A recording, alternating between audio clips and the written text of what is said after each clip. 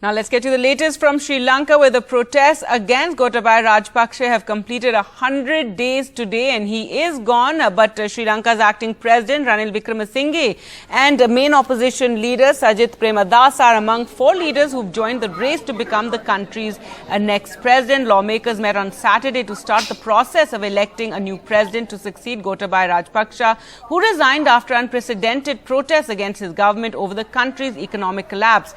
Let's go across to Shrija now for more details. And Shrija, so it's been 100 days of the protests against Gotabaya Rajapaksa, and now in a few days his successor will be chosen by the parliament. Give us more details of what it's like over there, and also what's expected ahead of July 20th.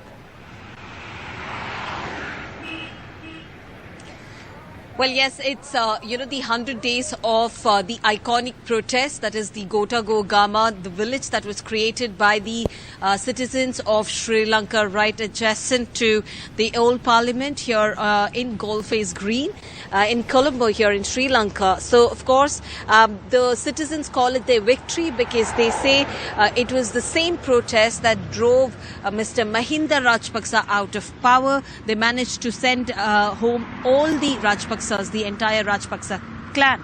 But of course the challenge was with regard to the Gotabaya Rajapaksa. Eventually they have managed to oust him, but now the target or the challenge, the uphill challenge that they are looking forward to right now is to do with Mr. Ranil Wickremesinghe.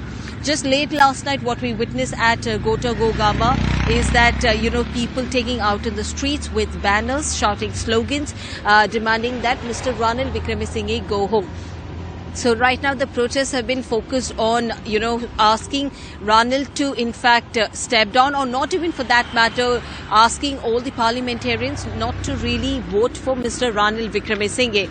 So it's going to be very crucial in terms of the date, July 20th, because that is the date we will see a new president. Sri Lanka will get a new president. So as the presidential race, the election hots up, we see some of the names that have been doing the rounds, and of course the first name that takes the spot is with regard to Ranil Wickremesinghe, to which the people of Sri Lanka are objecting to.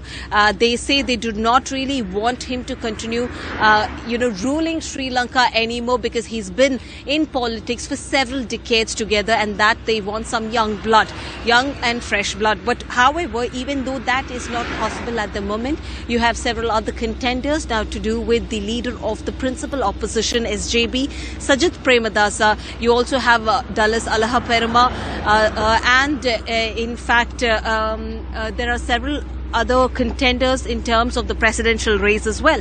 But right now the two people, or for that matter right now 3 people who are taking the top spot are Ranil Wickremesinghe, Dallas Alaha Perama, and you also have Sajith Premadasa. The 4th contender is Anura Kumara Disanayake. Now he's also been right now an NPP leader. As far as Dallas Alaha Perama is concerned, he is a former journalist as well. So as if you're talking about the numbers game over here, Ranil Wickremesinghe has an edge over the others, though right now we see that SLPP chairman has confirmed the fact that they will not be supporting or voting for any of the contenders. But however, once the new president is elected, and whoever that may be, they will be offering their support. But right now the numbers game is very crucial at the moment, because the chorus remains the same. It is only growing louder that they do not want Mr. Ranil Wickremesinghe to continue. So July